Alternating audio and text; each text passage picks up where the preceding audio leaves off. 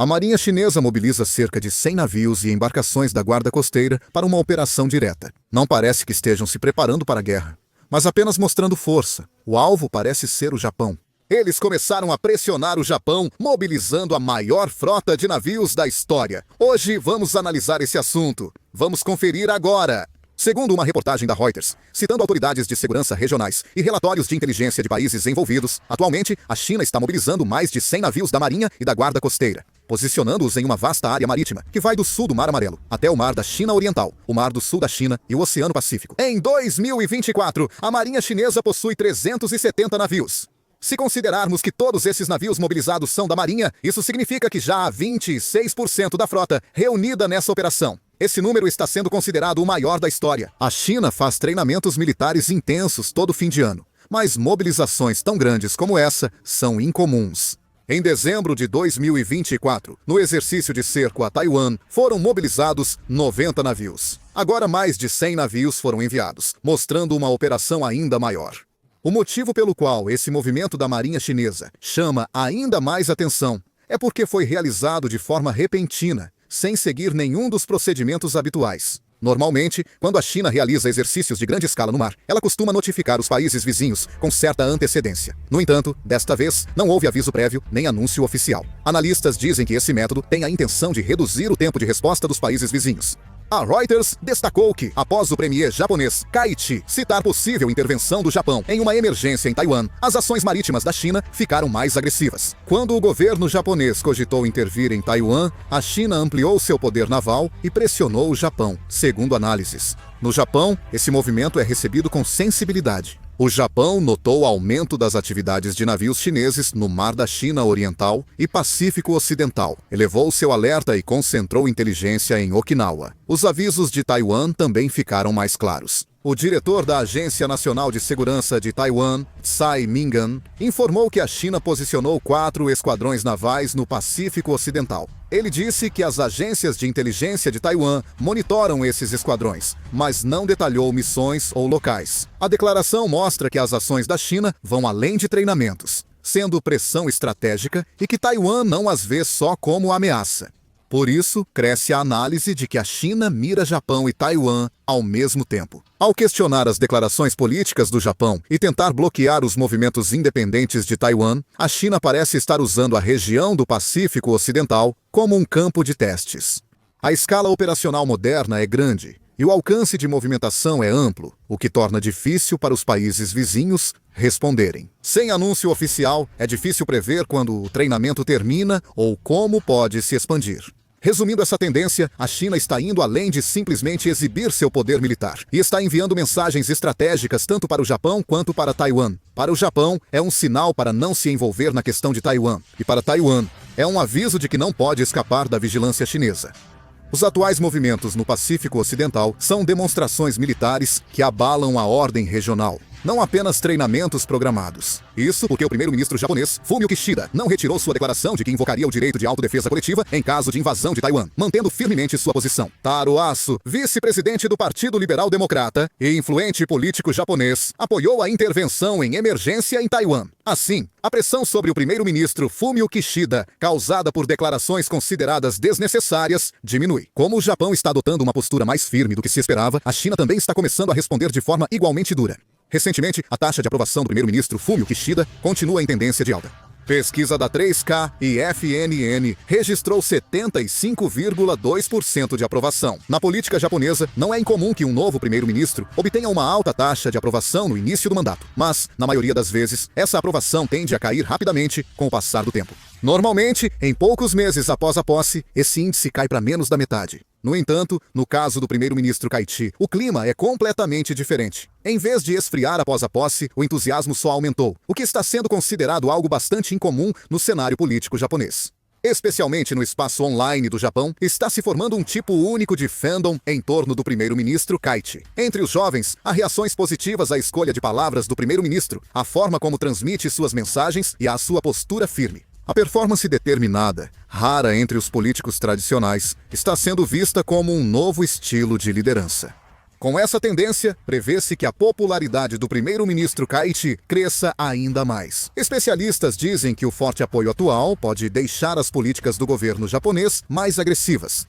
Isso porque, com um apoio sólido, pode haver a avaliação de que não há motivo para recuar, nem mesmo nas políticas de diplomacia e segurança. Diante das tensões com a China, análises indicam alta chance de o governo adotar postura mais firme.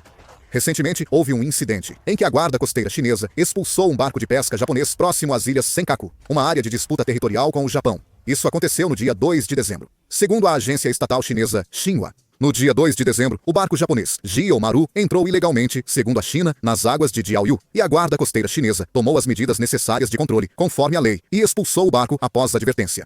O problema é que as ilhas Senkaku atualmente estão sob controle efetivo do Japão, ou seja, a guarda costeira chinesa entrou em uma área controlada pelo Japão e expulsou um barco de pesca japonês. Ao mesmo tempo, o porta-voz da guarda costeira, Liu Dejin, enfatizou que Diaoyu e suas ilhas afiliadas são território inerente da China e pediu que o Japão interrompa imediatamente todas as atividades de violação de direitos e provocações nessas águas. A China segue pressionando o Japão nas ilhas Senkaku. Em 16 de novembro, 4 navios da guarda costeira chinesa, com canhões, desobedeceram ordens japonesas e entraram nas águas próximas das ilhas. O conflito entre Japão e China deve se estender ainda mais. Lian Jialong, ministro das Relações Exteriores de Taiwan, disse à Bloomberg Televisão, em 2 de dezembro, que a situação pode demorar um ano para se estabilizar. Ele destacou que o agravamento do conflito em Taiwan não beneficia ninguém. Em veículos estatais chineses como o Diário do Povo e a agência de notícias Xinhua, a liderança chinesa vê o primeiro-ministro japonês, Kaichi, como alguém que terá um mandato curto de 1 ou 2 anos, e há previsões de que eles podem aceitar o agravamento das relações durante esse período. Com o aumento da pressão marítima da China, o Japão está acelerando ainda mais a reorganização de sua rede de defesa em toda Okinawa. O foco é o desenvolvimento de Megishima, área estratégica no sudoeste do Japão. A ilha, antes isolada e sem civis, passou a ser monitorada pelas forças de autodefesa do Japão por sua localização estratégica. Após o início das obras em janeiro de 2023, o plano original era avançar lentamente, com a construção visando a conclusão em 2030.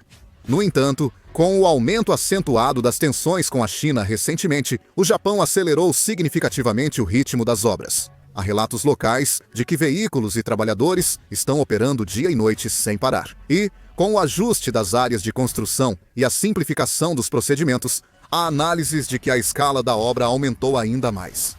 Em Mageshima, está sendo construída uma pista de pouso de 2 km de comprimento, permitindo que tanto caças quanto aviões de transporte possam ser operados, possibilitando o posicionamento de forças aéreas. O local inclui instalações de treinamento conjunto, onde as forças aéreas dos Estados Unidos podem treinar junto, hangares, depósitos de munição, instalações de radar e até mesmo instalações para atracação de navios para apoio a operações marítimas, tornando-se uma peça central muito provável na estratégia de defesa do oeste do Pacífico. Essa região, próxima ao Japão, está dentro do alcance de vigilância e resposta para China e Taiwan, sendo considerada a base a ser usada, primeiro, se a situação no Mar da China Oriental piorar. O governo japonês projeta a base como núcleo da estratégia de defesa das ilhas, não só como ponto de implantação. Em caso de emergência, caso as ilhas do sudoeste sejam atacadas, a estratégia é utilizar essa base como ponto avançado para o envio rápido de tropas de resposta, local para reabastecimento e manutenção de forças aéreas, além de servir como base para a operação de aeronaves de patrulha marítima. Outro ponto a ser destacado é que não é apenas Mageshima que está sendo reforçada. Amami e Oshima, no sul de Kyushu, também estão sendo fortificadas ao mesmo tempo. A região próxima ao Mar da China Oriental é estratégica para instalar inteligência e defesa antimísseis, devido ao risco de conflito entre China e Japão. O eixo triangular que conecta Amami-Oshima, Mageshima e até a ilha principal de Okinawa está previsto para se tornar o eixo central da linha de defesa sudoeste do Japão. Observando a situação atual, o Japão não está mais apenas respondendo aos movimentos marítimos da China, mas entrou em uma fase de reestruturação proativa de sua rede de defesa para construir uma força totalmente nova. Esses movimentos estão diretamente ligados ao fortalecimento da capacidade de operações conjuntas com as Forças Armadas dos Estados Unidos no futuro. Por isso, a China não pode deixar de reagir de forma sensível. Nesse contexto, os Estados Unidos também tomaram medidas pró-Taiwan. O presidente Donald Trump sancionou, em 2 de dezembro, a Lei de Implementação das Garantias a Taiwan. Essa lei determina que o Departamento de Estado dos Estados Unidos da América revise, a cada 5 anos, as diretrizes de intercâmbio entre os Estados Unidos e Taiwan e avalie a possibilidade de flexibilizar as restrições que os próprios Estados Unidos da América impuseram. Os Estados Unidos romperam oficialmente relações com Taiwan em 1979 ao estabelecer relações diplomáticas com a China, mas continuaram mantendo relações práticas e intercâmbios substanciais com Taiwan desde então. No entanto, para não provocar a China, que considera Taiwan como parte de seu território, segundo o princípio de uma só China, os Estados Unidos estabeleceram como linha vermelha o princípio de restrição voluntária, mantendo os contatos entre ambos de forma não oficial e discreta. Agora, espera-se que os Estados Unidos eliminem completamente as restrições ao contato de funcionários federais com Taiwan, de forma totalmente aberta. Como esperado, após a aprovação do projeto, a China se opôs fortemente. Zhang Han, porta-voz do Escritório de Assuntos de Taiwan da China, disse que a medida dos Estados Unidos da América é uma clara interferência nos assuntos internos chineses. Ele alertou que o princípio de uma só China e as declarações conjuntas internacionais, que têm sido a base dos acordos entre China e Estados Unidos, podem ser abalados. Ele também criticou fortemente os Estados Unidos por não esconderem sua intenção de usar a questão de Taiwan estrategicamente para pressionar a China. Ele alertou que o projeto pode levar as forças pró-independência de Taiwan a erros de julgamento e prejudicar a soberania e a integridade territorial da China. O Ministério das Relações Exteriores da China e os meios de comunicação estatais também responderam em uníssono, emitindo uma mensagem de que tomarão as medidas necessárias caso os Estados Unidos continuem a violar a linha vermelha. A tensão segue aumentando e o conflito entre Japão e China se intensifica. O que acham da situação? Por favor, deixem seus comentários. Vou encerrar o vídeo por aqui. Muito obrigado.